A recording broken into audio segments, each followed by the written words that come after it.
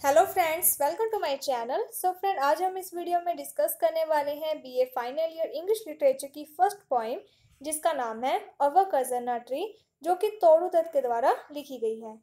इससे पहले भी एक वीडियो बना दी गई है जिसमें हमने इस पोइम की summary according to stanza wise समझी थी। और आज हम इस क्वेश्चन यानी कि जो पोइम है इससे रिलेटेड जो भी क्वेश्चंस हैं उनके बारे में डिस्कस करेंगे कि क्वेश्चन किस तरीके से पूछा जाता है और आपको किस तरीके से उसका आंसर लिखना है। अगर स्टैंजा भी आता है तो आपको स्टैंजा में भी कैसे लिखना है, उन सब के बारे में हम डिस्कस करेंगे। तो ये 4 या 5 पेजेस से रिलेटेड मटेरियल आपको इसमें प्रोवाइड करवाया गया है, जिसके थ्रू आप अपने वेरी शॉर्ट क्वेश्चन है जो, या फिर स्टैंजा की एक्सप्लेनेशन है, या फिर जो आपका 10 या 20 मार्क्स का जो क्वेश्चन आता है वो आप इजी वे में कर सकते हो। तो आपका जो फर्स्ट क्वेश्चन है वो ये बनता है, right a critical appreciation on the poem our cousin a tree. जिसमें क्या है कि आपको कज़न ट्री है जो इस पोएम का क्रिटिकल एप्रिसिएशन लिखना होगा। क्रिटिकल एप्रिसिएशन में क्या है कि सबसे पहले आपको इंट्रोडक्शन लिखनी होती है, यानी कि उस पोएम से रिलेटेड जो भी मेन बात होती है जिस पर वो पोएम बेस्ड होती है वो आपको लिखनी होती है। इसके बाद आप लिखोगे subject matter of the poem, जिसमें क्या करना होता है कि आपको पूरी जो समरी है वो लिख देनी होती है, यानी कि जो पोएम की समरी है वो आप subject matter of the poem में लिख दोगे। उसके बाद थर्ड पॉइंट बनता है writing style of the poem, जिसमें क्या है कि पोएम में जो भी यानी कि राइम स्कीम का यूज़ किया गया है या फिर लिटरेरी टर्म्स, एलिट्रेशन, मेटाफर, इन सब का यूज़ किया जाता है तो आप उसके बारे में लिख सकते हो। इसके बाद आप लिखोगे थीम ऑफ द पोएम, जो पोएम की थीम होती है उसके बारे में आप लिखोगे। इस तरीके से क्या है कि आप अपना क्रिटिकल एप्रिसिएशन से रिलेटेड जो क्वेश्चन है वो आप कर सकते हो। अगर क्वेश्चन है जो यानी कि वो पोइम में से आता है या पोइम का कोई भी स्टैंजा की यानी कि एक्सप्लेनेशन मांग ली जाती है, तो क्या करना होता है कि आपको क्या है कि पूरी जो समरी होती है पोइम की वो लिख देनी होती है। तो इसमें जैसे कि कज़न ट्री है, इसमें आपके टोटल 5 स्टैंजा हैं, जिसमें से जो थर्ड स्टैंजा है उससे रिलेटेड क्वेश्चन बनता है कि वो जो यानी कि कज़न ट्री है वो तोड़दत्त के लिए डियर क्यों था, कि वो जो ट्री है वो तोड़दत्त के लिए इतना ज़्यादा प्रिय क्यों था। तो उसमें क्या करना है कि आपको ये जो पोइम से रिलेटेड जो भी पूरी समरी है अगर आप वो लिख देते हो तो आपका जो आंसर है वो सही माना जाएगा। इसके साथ ही जो स्टैंजा आती है उसमें आपको क्या करना होता है कि सबसे पहले आप लिखते हो रेफरेंस, उसके बाद आप लिखते हो एक्सप्लेनेशन। रेफरेंस में क्या करना है कि आपको ये जो इंट्रोडक्शन है वो सारा वहाँ पर लिख देना है। इसके बाद आपको जो एक्सप्लेनेशन लिखनी है तो आपके 5 स्टैंजा हैं, जिसमें आपको जो समरी ऑफ द पोएम यानी कि करवाई जाएगी, उसमें क्या करना है कि आपको वो जो समरी से रिलेटेड जो भी आपकी लाइंस वहाँ पर मैच होती है स्टैंजा के साथ, आपको वो लाइंस वहाँ पर लिख देनी है। स्टार्ट करते हैं introduction. The poem our casuarina tree is one of the finest poem of Toru Dutt, कि ये जो पोएम है कज़न ट्री ये तोरू दत्त के द्वारा लिखी गई है और ये उनकी एक फेमस पोएम है। This poem is subjective in nature and reveal the love which Toru Dutt had for nature. ये जो पोएम है ये नेचर के बारे में है एंड इसके साथ ही इस पोएम के थ्रू हमें क्या पता चलता है कि तोरू दत्त का नेचर के प्रति जो लव है उसके बारे में पता चलता है। मीन्स कि जो तोरू दत्त है वो नेचर को बहुत ज़्यादा पसंद करती है। इन दिस पोएम, इस पोएम में शी डिस्क्राइब, वो बताती है, casuarina tree in her house in Calcutta, कि यानी कि जो पोएम है ये कज़ना ट्री के बारे में है और ये जो कज़ना ट्री है वो तोरू दत्त के घर के बाहर जो गार्डन था वहाँ पर लगा हुआ था और इनका जो घर है वो कलकत्ता में था। The tree is a symbol of time and eternity, और ये जो ट्री है ये क्या है कि सिंबल है, एक प्रतीक है किसका, समय का और इटर्निटी यानी कि अमरता का। And also remembrance of her dead brother and sister, and इसके साथ ही उनके जो ब्रदर एंड सिस्टर जिनकी डेथ हो चुकी है उनकी भी याद है। मीन्स कि जो तोदत्त है उनका एक बड़ा उनकी एक बड़ी सिस्टर और एक छोटा भाई होता है, लेकिन क्या कि वो चाइल्डहुड में ही उनकी डेथ हो जाती है। जो तोदत्त है और वो अपने यानी कि ब्रदर एंड सिस्टर के साथ उस ट्री के नीचे खेला करती थी बचपन में, लेकिन क्या है कि अब उनके जो ब्रदर सिस्टर हैं उनकी डेथ हो चुकी है, तो उस ट्री के साथ तोदत्त की अपने ब्रदर एंड सिस्टर की जो यादें हैं वो जुड़ी हुई हैं। इसी कारण ये जो ट्री है वो तोदत्त के लिए बहुत ज़्यादा डियर होता है। इसके बाद है थीम ऑफ द पोएम, कि इस पोएम की क्या थीम है। तोदत्त was the youngest child of her parents, जो तोदत्त है वो अपने पेरेंट्स की एक यंगेस्ट चाइल्ड थी। हर एल्डर ब्रदर, उनका जो एल्डर ब्रदर था Abju, dead when he was 9 year old, उनका जो भाई था जिसका नाम था अब्जू उसकी डेथ हो जाती है जब वो 9 सालों का होता है। And her sister died of TB at the age of 20, और उनकी जो सिस्टर होती है उनकी भी डेथ हो जाती है 20 ईयर में, यानी कि जब वो 20 सालों की थी उनकी सिस्टर तब उसकी भी डेथ हो जाती है। तोरदत was greatly shaken by this untimely death because she was deeply attached to them. जो तोरदत है वो क्या है कि ज़्यादा ही यानी कि उनको बहुत ज़्यादा क्या एक प्रकार का सदमा लग जाता है अपने ब्रदर एंड सिस्टर की डेथ से, क्योंकि वो अपने ब्रदर एंड सिस्टर के साथ बहुत ज़्यादा अटैच थी, उनका बहुत ज़्यादा उनके साथ लगाव था। They play together under the casuarina tree, वो तीनों मिलकर क्या है कि उस ट्री के नीचे खेला करते थे। And had sweet and close memory of her siblings associate with the tree, तो उनकी जो यादें हैं अपने ब्रदर एंड सिस्टर की उस ट्री के साथ खेलने की, यानी कि उस ट्री के नीचे वो खेला करते थे, वो सभी जो यादें हैं वो उस ट्री के साथ जुड़ी हुई हैं। So she want to make the tree immortal by through writing poems about the tree. इसी कारण जो तोरदत है उन्होंने ये पोइम लिखी है इस ट्री पर, ताकि वो इस ट्री को क्या है इमोर्टल बना दे, अमर बना दे, क्योंकि इसी ट्री के साथ उनके जो ब्रदर एंड सिस्टर हैं उनकी यादें जुड़ी हुई हैं। इसके बाद आपको लिखना है subject matter of the poem.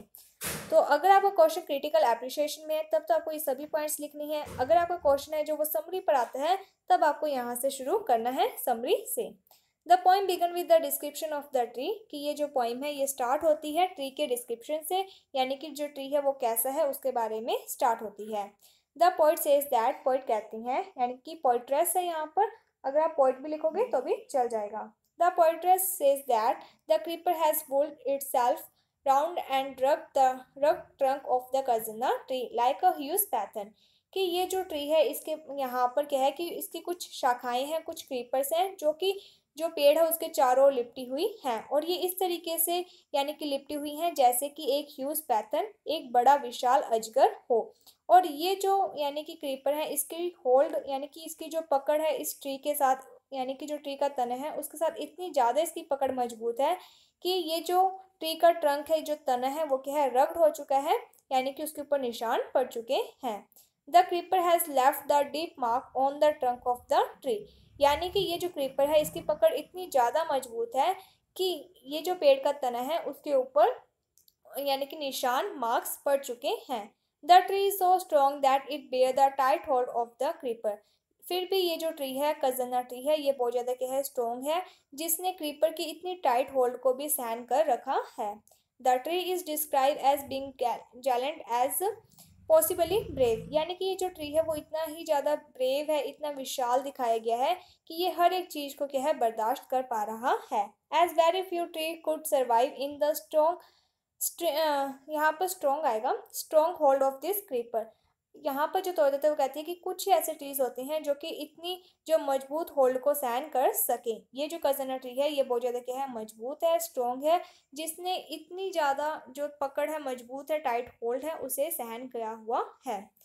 The poet then goes on to describe the life that thrive amidst every fest of the tree, तो यहाँ पर जो पोइट्रेस है उन्होंने डिस्क्राइब किया है लाइफ के बारे में, एंड इसके साथ ही वो जो ट्री है उसके साथ जो भी उनके मोमेंट्स वगैरह होते हैं उन सब के बारे में बताया है। एंड इसके साथ ही the tree is metaphorically said as a giant due to its huge size, strength and boldness, तो यहाँ पर जो तोड़त है उन्होंने क्या है मेटाफोरिकली बताया गया है कि ये जो ट्री है ये इतना ज़्यादा विशाल है, इसकी जो स्ट्रेंथ है, इसका जो साइज है वो बहुत ज़्यादा क्या है विशाल है, ये जो ट्री है वो बहुत ज़्यादा क्या है बोल्ड है। The casuarina tree is covered with creeper which bear red crimson flowers, ये जो कजना ट्री है इसकी जो शाखाएं हैं जो क्रीपर्स हैं उनके ऊपर क्या है कि लाल कलर के फ्लावर्स लगे हुए हैं। विच अपीयर एज दो the tree is wearing a colourful scarf, और ऐसा लगता है जैसे कि ये ट्री ने एक स्कार्फ पहना हुआ हो, रंगीला स्कार्फ पहना हुआ हो। Often the night the golden ex and it seems to be jubilant and the song has no end, इसके साथ ही रात के समय तोड़त बताती है कि रात के समय इस ट्री के पास से क्या है कि कुछ साउंड सुनाई देता है, कुछ यानी कि ऐसी आवाज़ें सुनाई देती हैं, ऐसा लगता है जैसे कोई गाना गा रहा हो, और ये जो सॉन्ग है वो कभी भी ख़त्म ना होने वाला हो, ऐसा लगता है। इट कंटिन्यू टिल डॉन, और ये तब तक चलता है DAWN, यानी कि सुबह का जो समय होता है उससे कहा गया है कि ये सुबह तक चलता रहता है, जब तक जैसे सूरज के उगने का जो समय होता है तब तक ये जो सॉन्ग है वो चलता रहता है। At dawn when the poetess open her window, और सुबह के समय जब पोइट्रेस अपने रूम की विंडो खोलती है, she is delighted to see the casuarina tree, और वो क्या है कि जैसे ही अपने रूम की विंडो खोलती है तो बाहर की तरफ जो गार्डन है वहाँ पर क्या है कजन्ना ट्री लगा हुआ है। तो जैसे ही वो उस विंडो को खोलकर उस कज़िना ट्री को देखती है तब क्या है वो डिलाइटेड हो जाती है, खुश यानी कि खुश हो जाती है। मोस्टली इन विंटर, ज़्यादातर सर्दियों के समय, a grey baboon is sitting at the topmost branch of the tree like a statue. इसके साथ ही जो तोड़त है वो बताती है कि सर्दियों के दिनों में क्या है कि इस ट्री की जो सबसे टॉप की ब्रांच होती है, सबसे ऊपर की जो ब्रांच है, वहाँ पर एक ग्रे कलर का बैबून है जो वो बैठा हुआ होता है। बैबून का मीन्स है लंगूर, और वो इस तरीके से बैठा होता है जैसे कि कोई स्टैचू हो। And seeing the sunrise with her younger once, इसके साथ ही क्या है कि वो सनराइज को यानी कि सूरज को उगते हुए देख रहा होता है, और वहीं पर क्या है उनके यंगर वंस भी होते हैं, मीन्स कि जो ग्रे बैबून के छोटे छोटे बच्चे हैं, जो मंकीज हैं, वो भी वहाँ पर होते हैं। The little monkeys sleeping and playing in the tree balls, and इसके साथ ही जो छोटे छोटे मंकीज होते हैं वो क्या है कि जो ट्री है उसकी बग्स का मीन्स होता है शाखाएं, कि वो ट्रीज की जो छोटी छोटी शाखाएं हैं उसके ऊपर क्या है एक जगह से दूसरी जगह पर लीप यानी कि कूद रहे होते हैं, प्लेइंग खेल रहे होते हैं। The tree shadow of the tree appear to fall on the huge water tank, and इसके साथ ही वो जो ट्री है उसके पास एक टैंक बना हुआ है, और वो जो ट्री की शेडो है वो उस टैंक पर जाती है, यानी कि शेडो जो ट्री की वो छाया है वो उस टैंक पर पड़ती है। तोड़त सेज दैट, तोड़त कहती है, it is not because of the majestic appearance of the casuarina tree that is dear to her heart. तो यहाँ पर जो तोड़त है वो कहती है कि ये जो ट्री है ये इतना ज़्यादा विशाल है, इसके ऊपर बहुत सारे फ्लावर्स लगे हुए हैं, इसकी जो अपीयरेंस है वो बहुत ज़्यादा सुंदर है, लेकिन ये इन सब कारणों के कारण ही मेरे लिए प्यारा नहीं है। मेरी जो हार्ट है, जो मेरा सोल है, यानी कि मेरी जो आत्मा है, मेरा जो दिल है, उसको ये ट्री इसलिए पसंद नहीं है क्योंकि ये बहुत ज़्यादा क्या है सुंदर विशाल है, बल्कि ये उससे भी ज़्यादा कोई बड़ा रीज़न है जिसके कारण ये मुझे पसंद है। और वो क्या रीज़न है ये हमने पढ़ लिया है कि इसके साथ जो तोदत है उनके ब्रदर एंड सिस्टर की जो यादें हैं वो जुड़ी हुई हैं, but also that she along with her Elder brother and sister spent happy moments under it. तो यहाँ पर जो तोदत है वो कहती है कि मैंने अपने जो ब्रदर एंड सिस्टर हैं उनके साथ एक अच्छा समय बताया था इस पेड़ के नीचे। They play under the tree, वो इस ट्री के नीचे खेला करते थे। Tordeth has brought out the theme of the nature as something that share feeling with humans that lighten the burden of her heart। तो यहाँ पर जो तोड़त है उन्होंने इस पोइम में ये जो थीम इसीलिए रखी थी ताकि वो अपनी फीलिंग्स को शेयर कर सके, और उनके जो हार्ट में जो भी उनकी फीलिंग्स है वो बताकर उनके जो मन में बर्डन है वो उसे निकाल सके। द पोइट कंटिन्यू, यहाँ पर आप पोइटस लिखना चाहो तो आप लिख सकते हो। The poet's continue with the description of how strong the image of the tree is. तो यहाँ पर जो तोड़त है उन्होंने क्या है कि उस ट्री के बारे में और भी बातें बताई हैं। Even when in land far away, तोड़त कहती है कि जब वो कलकत्ता से दूर रहती थी, even in France and Italy, जब वो फ्रांस और इटली में रहती थी, वेयर द पोइटस स्टडीड, जहाँ पर वो स्टडीड यानी कि पढ़ाई करती थी, she can here the tree lament, तब वहाँ पर भी क्या है कि वो उस ट्री का लैमेंट यानी कि सॉन्ग सुन सकती थी। लैमेंट का मीन्स होता है सैड सॉन्ग। तो जो तोड़त है उससे ऐसा लगता था कि ये जो ट्री है वो भी क्या है कि रात के समय सैड सॉन्ग गाता है उसके जो डेड ब्रदर एंड सिस्टर हैं उनकी याद में। The poet wish to concentrate the tree's memory and importance for the sake of those who are now dead and look ahead of her heart, of her own death, hoping that the tree is spread obscurely, she immortalized the tree through this poem। तो यहाँ पर जो तोड़त है वो बताती है कि यानी कि इस ट्री के साथ क्या है कि उनके ब्रदर एंड सिस्टर हैं जिनकी डेथ हो चुकी है, उनकी बहुत ज़्यादा यादें जुड़ी हुई हैं, और इसी यादों के जुड़ाव के कारण ये जो ट्री है वो उनके लिए बहुत ज़्यादा इम्पोर्टेंट है, और वो इस ट्री को क्या है इमोर्टल बनाए रखना चाहती है। इसे ऑब्सक्योरिटी, ऑब्सक्योरिटी का मीन्स होता है कि भुलाव, यानी कि कभी भी किसी भी इंसान की जब डेथ हो जाती है तब क्या है कि धीरे धीरे समय के साथ हम उसे भूलने लग जाते हैं। तो जो तोड़त है वो चाहती है कि ये जो ट्री है ये हमेशा अमर रहे, क्योंकि इस ट्री के साथ उनके ब्रदर एंड सिस्टर की यादें जुड़ी हुई हैं, और वो इस ट्री को इमोर्टल अमर बनाने के लिए क्या है कि इस ट्री पर पोइम लिखती है जो कि है अवर कज़ना ट्री। और ये जो आइडिया है उन्हें कहाँ से मिलता है, क्योंकि एक पोइट है जिनका नाम है वर्ड्सवर्थ, उन्होंने भी क्या है कि एक पोइम लिखी थी ब्रॉन्स बोरोडेल। तो यहाँ पर क्या है कि यानी कि जो वर्ड्सवर्थ थे उन्होंने क्या है कि जो बोरोडेल लिखी थी पोइम ये यू ट्रीज पर थी।